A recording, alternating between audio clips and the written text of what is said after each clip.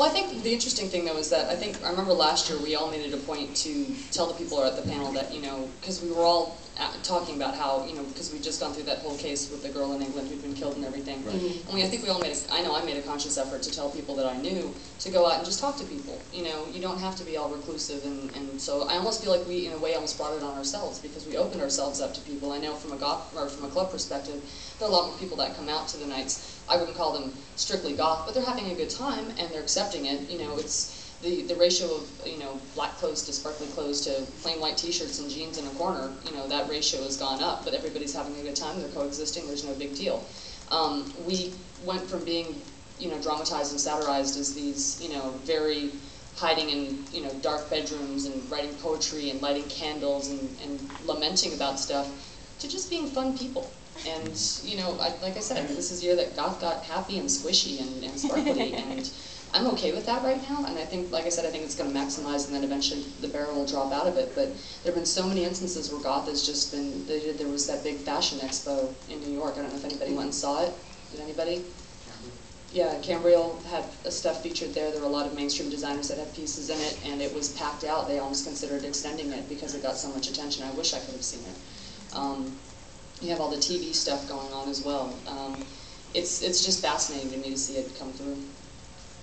I was actually going in a weirder direction with that, I guess, and it may just be me thinking that they sort of, it seems that they took the vampire thing and tried to sell it to a different set without the goth in a lot of this, which I'm not complaining about. Actually, I mean, you know, vampires appeal to everybody. I think that's what they were thinking, like, well, we'll take the average kid, and not just this little niche market of, you know, spooky kids or whatever, and try to sell it to the regular kids, and you can make more money that way. Yeah, and does that mean that we successfully divorced ourselves a bit from the scandals that we had with the Kentucky vampire killers and stuff, where people don't automatically assume now if someone goes out and vampirically kills somebody, they're not necessarily a goth kid that went out and did this. Well, it may just be the preppy kid. What I think is, honestly, you're reading too much into it. Truthfully, I don't think that anybody thought, hey, I'm going to market this to the cheerleader. I really don't think that that was the thought, honestly, of the woman, I can't remember her name, that wrote. Stephanie Meyer. I don't think that was her intention when she wrote that book. I think it's honest to God her personality. You know, I think that, you know, from what I've read of her, you know, because please don't take it like I know her personally or anything like that.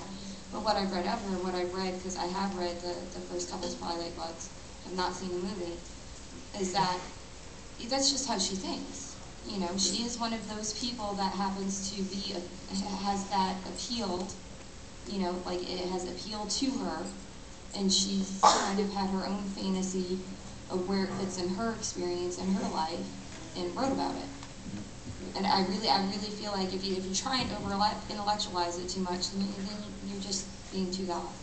I mean, really, you know, it is what it is. It's like, yeah, okay, well, was, you know, J.K. Rowling, you know, is she, you know, a witch?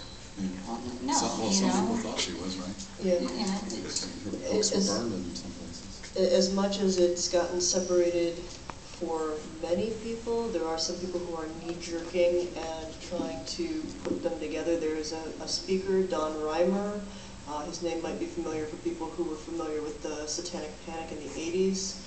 Because of the popularity of all the vampire shows right now, he's been going around to law enforcement agencies and other law enforcement conventions speaking about goths and vampires, ritual crime, how black is a gang color, and educating law enforcement officers how to recognize the people who are dangerous and going to commit these murders, which he attests to them that he personally has helped the folks down, and I think it's North Carolina, deal with like really outrageous stuff that can't possibly have happened, because I haven't seen it anywhere in the news outside of him saying that there were all these crazy, you know, satanic murders and people raping babies. I mean, like honest to God, like this is his crap. And he is getting a lot more face time because of True Blood, Twilight, all of that, and just spewing a whole lot of misinformation.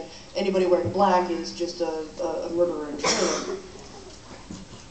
hopefully people have more sense than to listen to them, or at least we'll do a little bit of research. But there is that knee-jerk element.